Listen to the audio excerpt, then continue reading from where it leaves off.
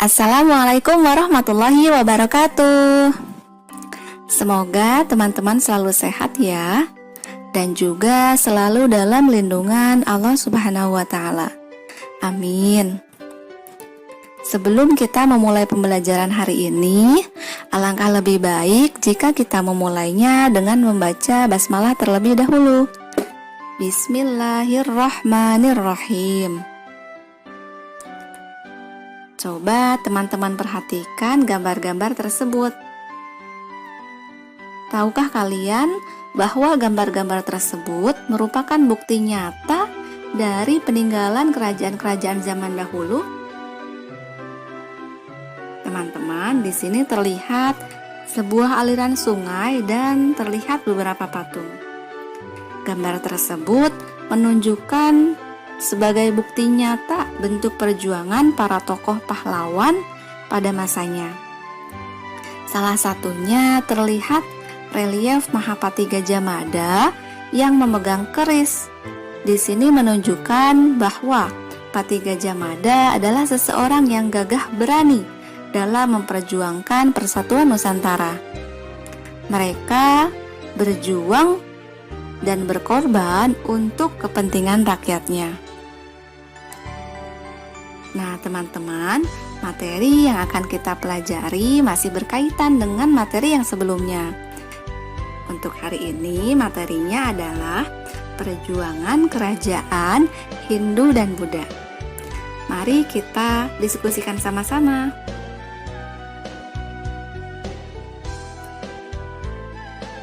Untuk yang pertama adalah Kerajaan Tarumanegara.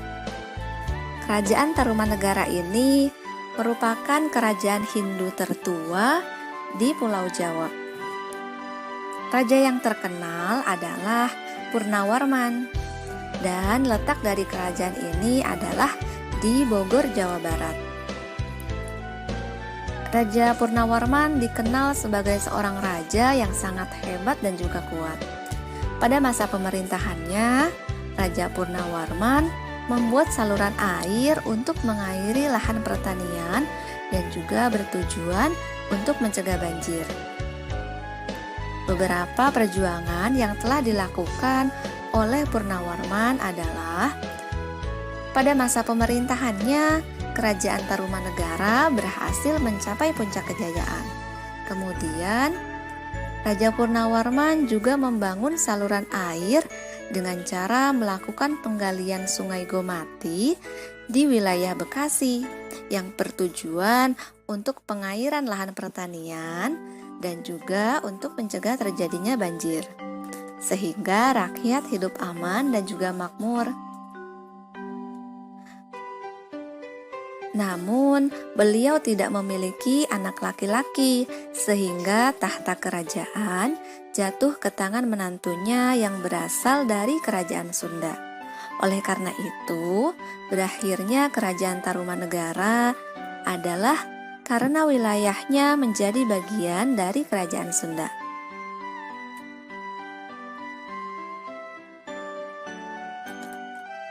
Yang selanjutnya adalah Kerajaan Majapahit. Kerajaan Majapahit ini didirikan oleh Raden Wijaya yang merupakan keturunan Raja Singasari. Ia berhasil meloloskan diri ke hutan dari serangan kerajaan Kediri. Dengan bantuan pengikutnya, Raden Wijaya mulai membangun daerah tersebut. Ketika sedang bekerja, salah seorang dari mereka menemukan buah maja dan kemudian memakannya. Namun ternyata rasa dari buah maja tersebut sangat pahit, dan sejak saat itu daerah tersebut dinamakan dengan Majapahit. Setelah beberapa kali pergantian tahta, pada tahun 1350 Masehi, Kerajaan Majapahit dipimpin oleh Hayam Wuruk yang saat itu baru berusia 16 tahun dengan patihnya yaitu Gajah Mada. Kerajaan ini berasal dari Jawa Timur. Pada saat itu terjadi pemberontakan Sadeng dan Ketah. Perdana Menteri saat itu Arya Tadah sedang sakit. Dan sebagai gantinya diangkatlah Gajah Mada untuk memimpin Majapahit memberantas pemberontakan tersebut. Dan akhirnya pemberontakan tersebut berhasil dihentikan. Sebagai penghargaan atas jasanya, Gajah Mada diangkat sebagai Perdana Menteri Majapahit untuk menggantikan Aryatadha. Saat pelantikannya, Gajah Mada mengucapkan sumpah yang dikenal dengan Sumpah Palapa. Sumpah tersebut berisi cita-cita Gajah Mada untuk mempersatukan Nusantara di bawah Majapahit. Dan dengan bantuan Gajah Mada, Majapahit terus memperluas wilayah kekuasaannya. Selain itu, hubungan persahabatan dengan kerajaan-kerajaan tetangga pun seperti Thailand, India, dan Cina berjalan dengan baik. Dan beberapa perjuangan yang telah dilakukan oleh Hayam Wuruk dan Patih Gajah Mada adalah membangun armada angkatan laut dan berhasil memperluas wilayah kekuasaan. Kemudian, perjuangan yang selanjutnya adalah Gajah Mada mengucapkan Sumpah Palapa yang berisi cita-cita Gajah Mada untuk mempersatukan Nusantara di bawah kekuasaan Majapahit.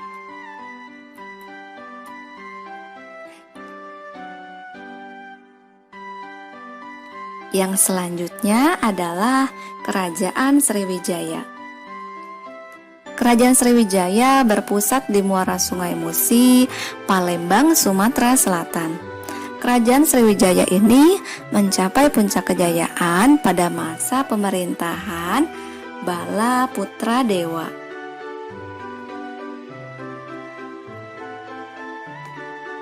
Awalnya kerajaan ini terletak di Jawa dan sampai akhirnya pusat kerajaan dipindahkan ke muara Sungai Musi, Sumatera Selatan.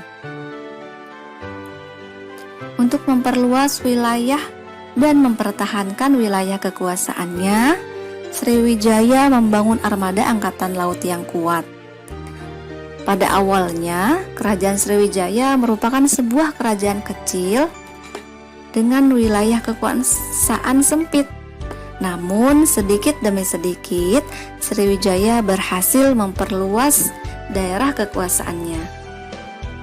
Kerajaan Sriwijaya berhasil menguasai Selat Malaka dan Selat Karimata yang menjadi jalur pelayaran dari Cina menuju India maupun sebaliknya, sehingga kerajaan Sriwijaya menjadi pusat perdagangan dan pelayaran dunia. Selain itu, kerajaan Sriwijaya menjadi pusat pendidikan dan penyebaran agama Buddha. Penyebaran agama Buddha ini dibantu oleh Mahaguru agama Buddha dari India. Dan sebagai pusat pendidikan dan penyebaran agama Buddha, kerajaan Sriwijaya banyak sekali didatangi oleh para siswa dari negeri asing untuk belajar agama Buddha dan juga belajar bahasa Sanskerta. Maka beberapa perjuangan yang telah dilakukan oleh Bala Putra Dewa adalah yang pertama, pada masa pemerintahannya kerajaan Sriwijaya berhasil mencapai puncak kejayaan. Kemudian, kerajaan Sriwijaya menjadi pusat perdagangan dan pelayaran dunia, dan kerajaan Sriwijaya menjadi pusat pendidikan dan pusat penyebaran agama Buddha. Nah, sekian teman-teman perjuangan agama Hindu dan juga Buddha untuk mempertahankan wilayah kekuasaannya dan berjuang untuk kemakmuran rakyatnya. Teman-teman, ternyata usaha para tokoh tersebut untuk memperjuangkan kerajaan pada masanya tidak terlepas dari sikap berani para pemimpin yang pada saat itu memimpin kerajaan tersebut. Alhamdulillah, materi kita hari ini telah selesai. Semoga ilmu yang didapatkan hari ini bermanfaat ya. Miss akhiri dan saya hamdalah. Alhamdulillahirabbil alamin. Wassalamualaikum warahmatullahi wabarakatuh.